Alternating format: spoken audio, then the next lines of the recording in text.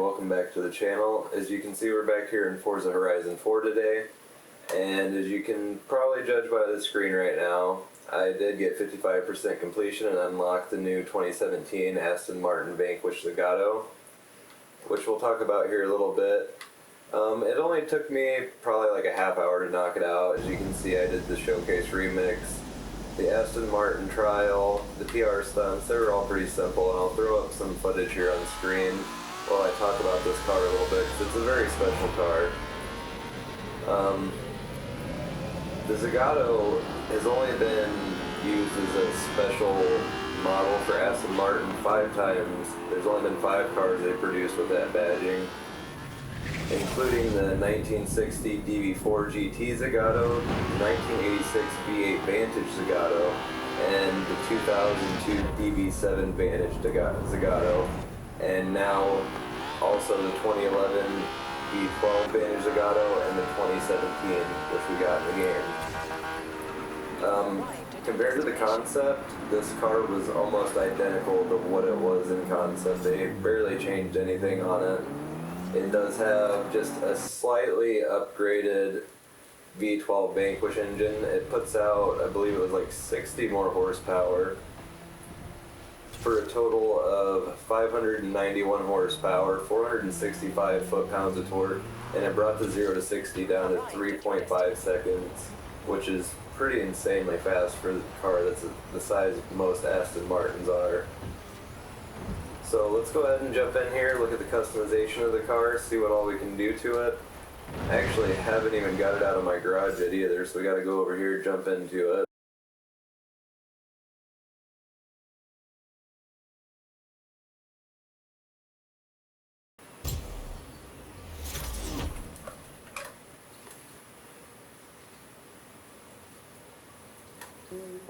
So while we're here in Forza Vista, let's go ahead and take a look at it. As you can see, it does have your average V12 Vanquish lines, but it's a lot wider.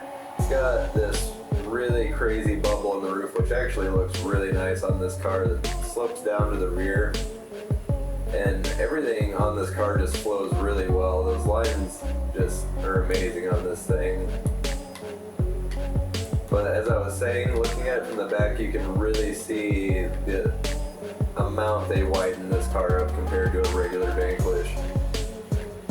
If I remember right from the article I was reading, they had only planned to produce 99 of these. I don't remember if it said how many they did produce. It was a little bit older of an article, so I'm not even sure if they had finished production of the car yet. On the interior, it was supposed to be fairly similar. As you can see, it does have these bronze accents in the interior, which is different from the regular Vanquish. And let's see if I can get a good angle on it. There should be a Z layout or logo in the stitching. I think it might be on the side bolsters there, because it does look like there's like a Z pattern to it. Fortunately, you can't really get the best angle for the interior, at least to check out the seats here in Forza. It looks like there is something there on the headrest I could just barely make out. Yeah, there is a Z on it, so they did actually get all the details on the interior fairly accurate. Let's go ahead and jump into customization now. I don't really see us being able to do anything too wild as far as the body goes. Probably just Forza Aero, which doesn't look completely terrible on this car from the front. Surprising. That back wing is absolutely garbage though. Not even remotely close enough to, or close to being wide enough to look good on this car. So this thing starts out pretty close to the bottom of S1 class, so it does give you room to upgrade it without actually breaking into S2. But that's kind of what I'm planning on doing with this car, is building it up to S2. Got the 7-liter V12. Guessing obviously all-wheel drive. Can turbocharge this thing because it is a naturally aspirated motor, just like the regular Vanquish was. Can also do a positive displacement supercharger. Today we are going to be doing more like a track focus build. Maybe get into some free-for-all unranked. Might be easy to get a or jump into a lobby for that. So you can actually select what class you want to race, and you don't have to just kind of go by the luck of the draw like it is in ring.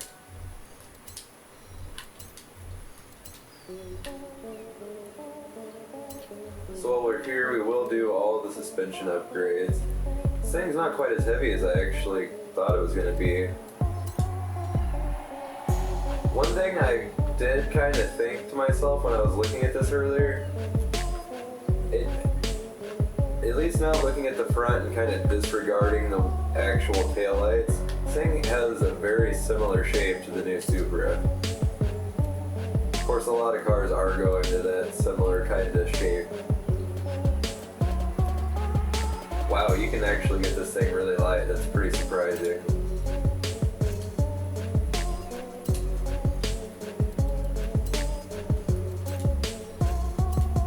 Now, my goal is, if possible, to keep this naturally aspirated in S2 class, because I'd really like to get the responsiveness that you get from that.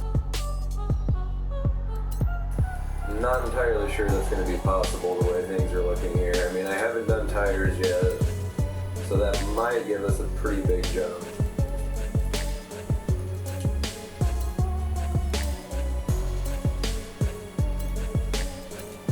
Let's see where we're at here on horsepower. 715 horsepower, naturally aspirated. That's pretty impressive. Not quite the same numbers as the Super Leggera has, though, or Leggera.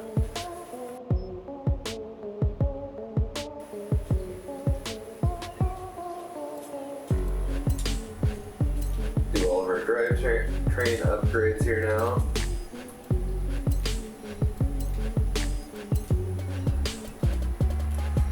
Kind of trying to avoid all-wheel drive too, but to actually get it up to S2, that might be necessary. Wow, we don't really gain much from race tires either on this.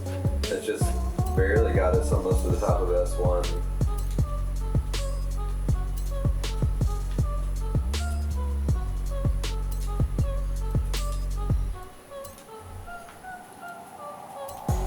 It's actually a really nice amount of poke that you get from adding the wheel spacers onto this thing. So this might end up being an S1 car instead of S2, because even with the turbo, unless I go all-wheel drive, I don't think this thing will go to the top of S2. Alright guys, we're back out here in free roam. I did jump into photo mode just to take a look around this thing real quick with the new paint job on it. I really, really like this factory blue color that Aston had for this car. It's a very, very nice shade. It really, really sets this car off, especially with the carbon fiber hood and mirrors on it, I think. But let's take it for a quick spin here, see how this thing handles before I jump into any online races with it. I did mess with the tune just a little bit, nothing crazy though. Mostly tire pressures and gearing, because this is an 8-speed and I only have 7 gears on my H pattern. And went to change view and hit the wrong button. Oh, that interior sound, or the interior view sounds so much better. Doesn't sound bad outside either, but from the inside it's just such a good sound.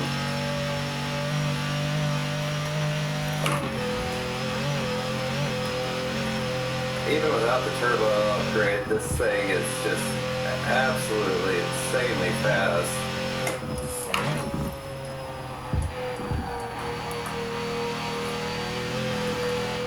Ridiculous amount of grip too.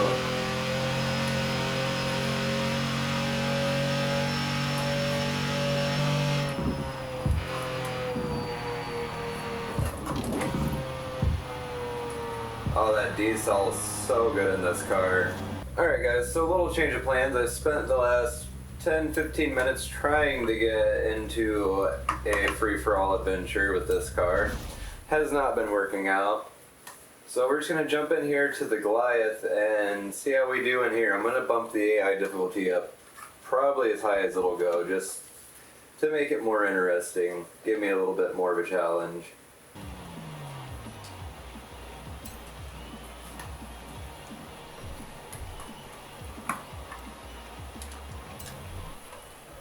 Okay, so I wasn't really expecting the rain, but I did go ahead and put it on Unbeatable Drivatars anyways. Hopefully this goes better than I think it's going to.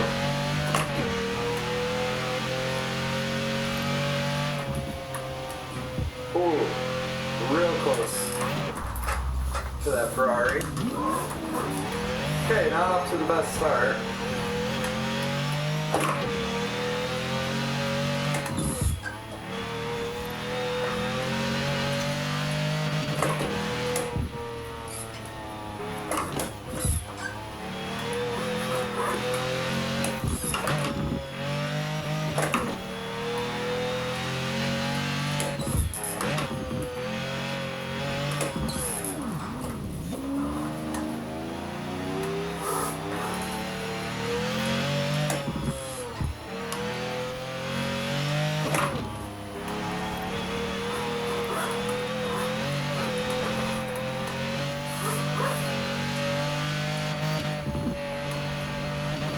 Ooh, do not want to get on the edge there. So far this Zagato's not the best race car in the ring. Especially not in this super tight track. From what test driving I did, it definitely seems to like really long sweeping sections much more than this.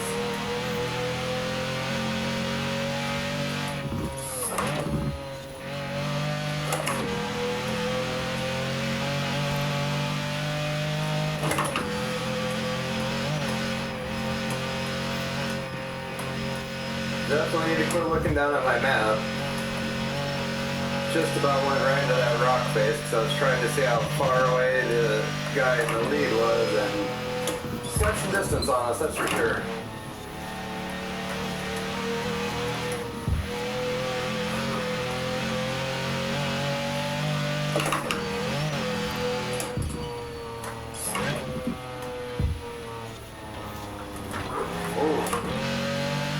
Just about went off there.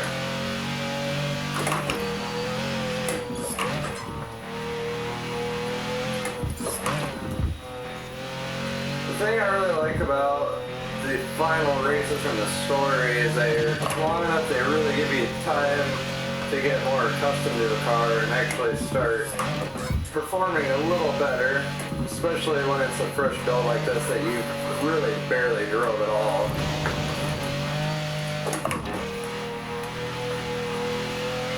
At least we're out of the rain now.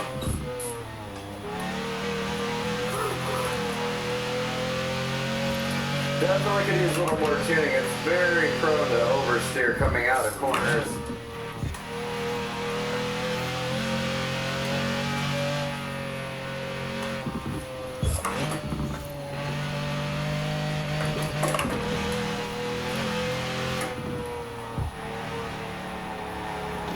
Ooh, little understeer there.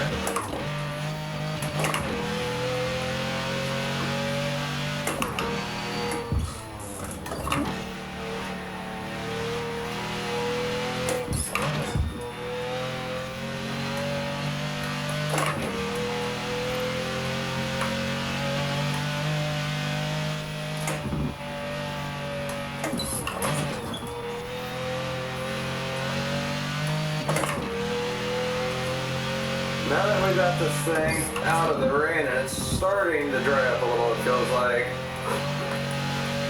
It's a very well-performing car. Definitely got a good balance to it. Just tends to want to oversteer when it is wet out, which can be expected since it's rear-wheel drive. Ooh, somebody put that bridge back there. Still trying to get used to the gearbox in this, especially since I did have to readjust the gears quite a bit for my 7-speed H pattern I use.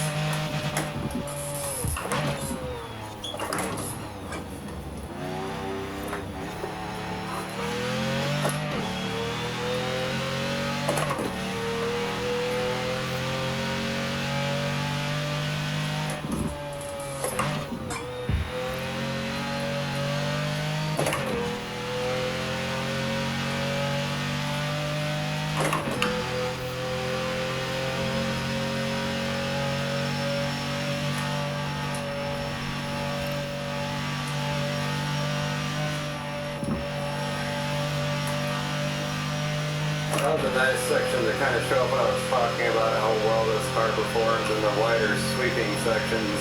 It really just grabs the road and sucks down to it and doesn't really give any.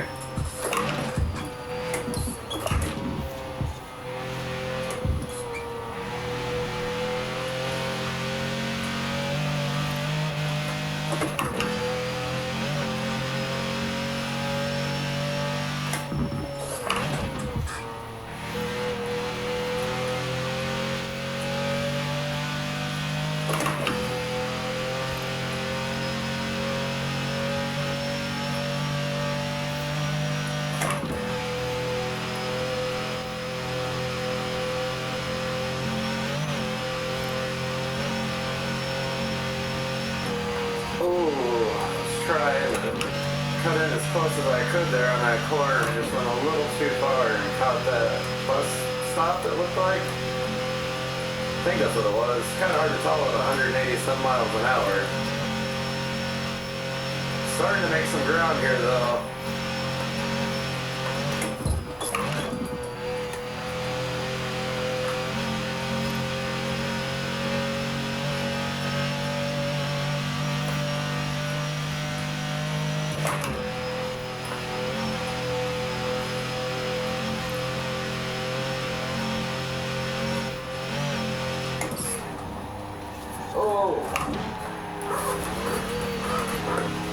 Almost lost it.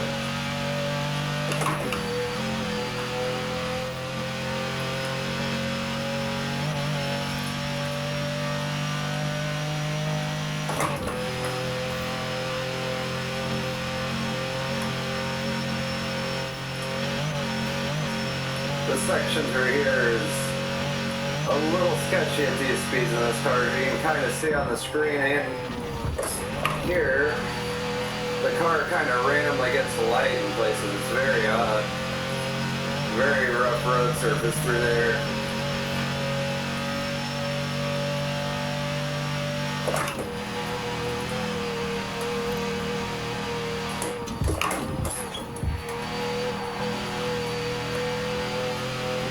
The AI keep overdriving the track by a lot. It's really what's got me up here to fourth so far is their mistakes.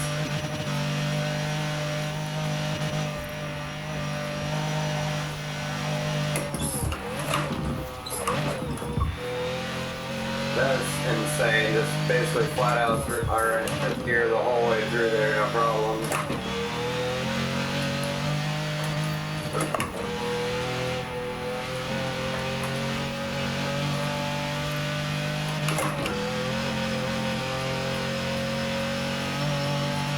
Oh, I'm gaining on them.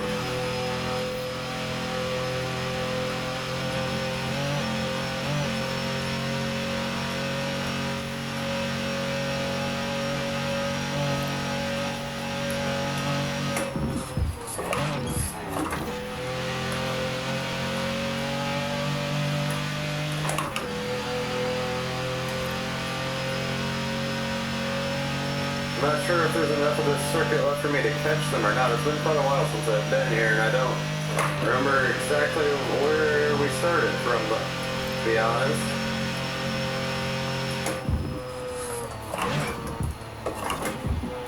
Oh, stay away from the trees! Oh no. That was a really, really big mess up there. Hopefully I can at least get back up to fourth before the finish. Just pushing just a little too hard trying to catch the lead cars.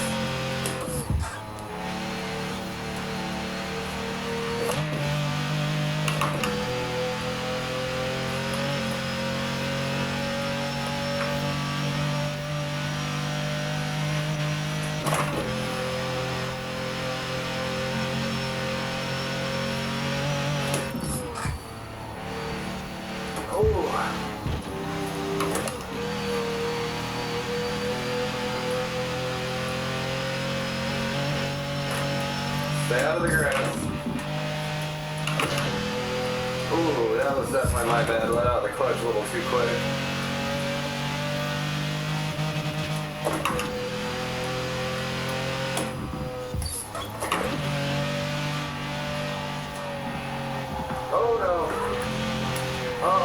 can't believe I saved that.